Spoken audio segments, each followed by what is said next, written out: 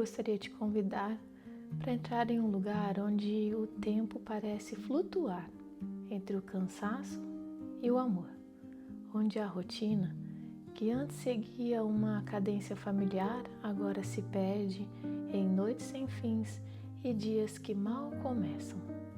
O mundo ao nosso redor continua no seu ritmo de sempre, mas aqui, no nosso pequeno universo mãe e bebê, parece que tudo parou e ao mesmo tempo está sempre correndo.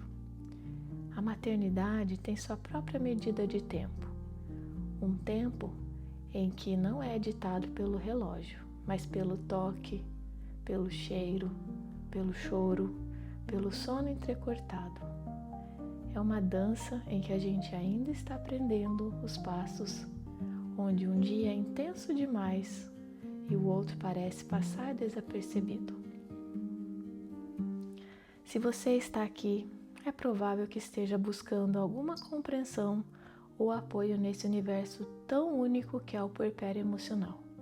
Eu sou Thaís Corrêa, psicóloga clínica e perinatal e também uma mãe que já passou pelo turbilhão de emoções, dúvidas e descobertas que o pós-parto nos traz.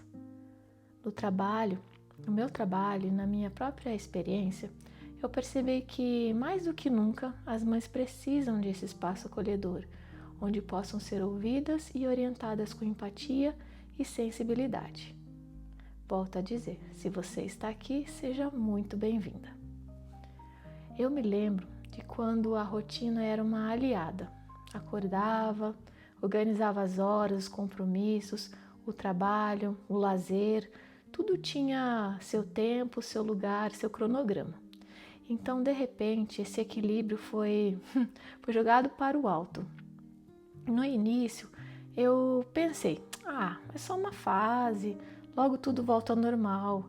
Mas, na verdade, esse normal nunca voltou. Na verdade, o normal foi mudado, ele ficou diferente, ele foi transformado. Eu aprendi que na maternidade a rotina ela é flexível, ela é maleável, é como se fosse uma massa que a gente precisa amassar e moldar dia após dia. E sobre isso a ciência nos fala da neuroplasticidade, que é a capacidade do cérebro se adaptar a novas realidades e padrões. No caso do puerpério, inclusive o emocional, é uma das fases em que o cérebro da mulher ela passa por muitas mudanças intensas. E existe essa necessidade de se remodelar para lidar com as demandas do bebê e esse desenvolvimento maior e difícil precisa e requer que você tenha um pouco mais de empatia, resiliência e até essa capacidade de responder a crises, ao caos, que quando a gente acaba de ser mãe fica muito difícil. Mas isso significa que biologicamente existe o preparo cerebral, só que na parte comportamental, na parte emocional, a gente precisa aprender a lidar e junto a isso, o que acaba agravando é que nós estamos desgastadas e exaustas com toda essa demanda nova. Eu me lembro de uma manhã específica, eu estava assim, exausta. A noite tinha sido muito difícil, entre várias tentativas de sono, vigília do bebê. E quando eu finalmente consegui colocar a cabeça no travesseiro, deitar, o bebê chorou de novo. E ali, no silêncio, eu assim, confesso que eu senti um pouco de frustração. E me fez a pergunta, por que não estou conseguindo manter uma rotina? E nesses momentos que a gente se questiona se a gente está fazendo o certo, se está fazendo o suficiente, se está indo corretamente. E eu vou falar que a gente até acaba se perguntando se a gente é forte o bastante para seguir em frente e sem perder a nossa essência. É um período muito desafiador, eu diria, principalmente no começo, mais ainda se você está naquelas fases de mudanças pontuais, por exemplo, a esterogestação, que seria os 3 primeiros meses, onde o bebê ainda não sabe que ele nasceu. Depois você pensa assim, estou aliviada. Não, daí vem aos 6 meses a introdução alimentar. Aí são novas rotinas, novos desafios. Aí depois vem um ano, que daí requer essa questão da amamentação que diminui, vem o alimento como a principal fonte, né, de energia. Então, assim, é como se, eu brinco às vezes, parece um videogame que a gente está sempre passando por um desafio maior, e isso não acaba. Conversando com outras mães que já têm filhos mais velhos, depois tem aquela ansiedade para andar, depois tem a escola, né, que é uma adaptação. Às vezes as mães que trabalham, se você já trabalha, seu filho, talvez seu bebê já teve que ir para a escola pequenininho. Então, queria dizer que essa rotina, ela não é só em relação ao tempo e ao cronograma, mas é uma rotina nova a cada desafio, digamos que a cada fase do bebê. E, como diz a minha mãe uma vez, isso não acaba até quando é adulto. Então, vamos pensar assim, é algo que a gente precisa começar a criar essa resiliência rápida. O que seria resiliência rápida? É a capacidade de, assim, se frustrar e respirar fundo e ter ferramentas que possam fazer você se reerguer, porque logo vem mais um desafio na frente, tá bom? Os estudos, eles mostram que esse estresse associado à nova rotina no puerpério, ele pode ativar o chamado estado de vigilância. Seria assim uma adaptação evolutiva que nos mantém sempre em estado de alerta para responder às necessidades do bebê. Então, mesmo que isso comprometa a nossa capacidade de relaxar. Por exemplo, mesmo quando você vai dormir, você não dorme como você dormia antes, porque o seu cérebro ele fica em estado ali, né?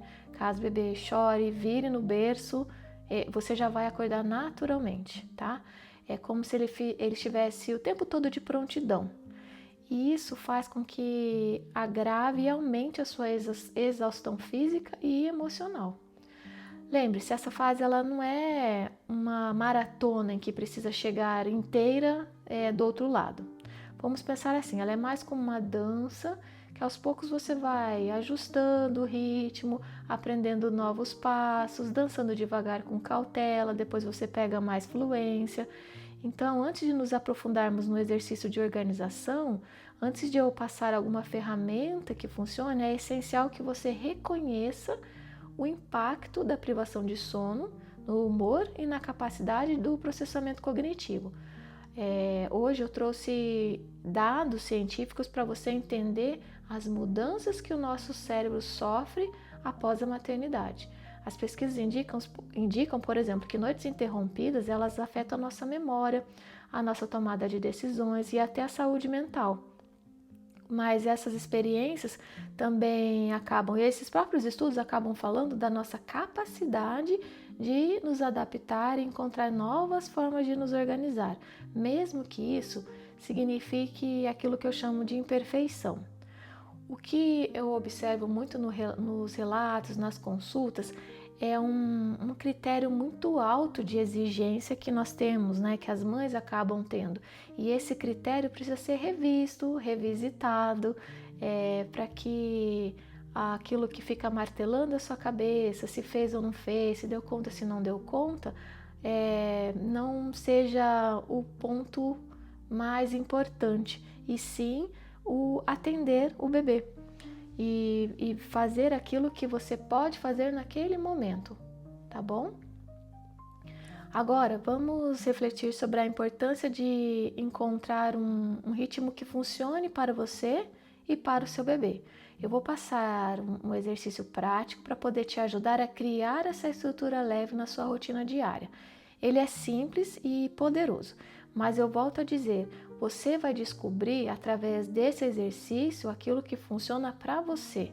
Não adianta seguir o que a vizinha, o que a mãe, a avó, a amiga está fazendo se aquilo não ressoa de uma forma que vá te ajudar. Combinado?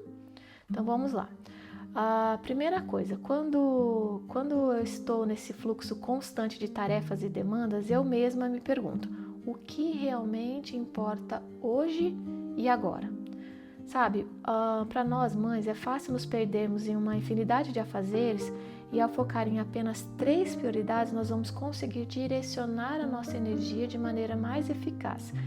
que é aquela sensação que a gente tem, por exemplo, que o dia passou, nós fizemos muita coisa e quando a gente olha parece que não fez nada, tá? Então, vamos começar o dia estabelecendo as prioridades, tá bom? O passo a passo seria assim: primeiro, reflexão matinal. Então, ao acordar, mesmo que seja um momento breve, você tente reservar alguns minutos para se conectar consigo mesma e perguntar: o que realmente é necessário para o meu bem-estar e do meu bebê hoje? Essa pergunta simples, ela pode ajudar a clarear a mente e o seu coração. Vou dar um exemplo. Hoje eu preciso cuidar das demandas do bebê, por exemplo, comida, banho, essas coisas, e focar de repente em uma coisa a mais. Hoje eu preciso dar conta da roupa. Ou, eu preciso fazer um jantar especial. Ou você vai estabelecer aquilo que é necessário naquele dia, tá? Passo 2, você vai selecionar 3 prioridades. Então, você vai escrever uma lista de tarefas que você gostaria de realizar no dia. E, em seguida, escolha apenas 3 delas que são essenciais. Então, por exemplo, alimentar o bebê, tomar banho, ou até sair para uma caminhada breve. O importante é que essas tarefas sejam significativas para você naquele momento. Uma forma da gente estabelecer aquilo que é significativo é você pensar: se eu conseguir alimentar o meu bebê, tomar um banho e fazer uma caminhada, eu vou me sentir XYZ. Porque daí você vê que sensação você quer ter, aí você estabelece daquela lista de prioridades quais você vai ter naquele dia e quando você escolher apenas 3, tá bom? O passo 3 seria a divisão do tempo. Para cada tarefa que você escolheu, daquelas 3 prioridades, você vai definir um limite de tempo.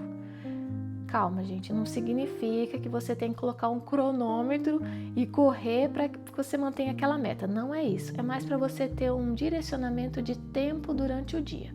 Vou dar um exemplo. Você pode dedicar, de repente, 30 minutos para a alimentação do bebê.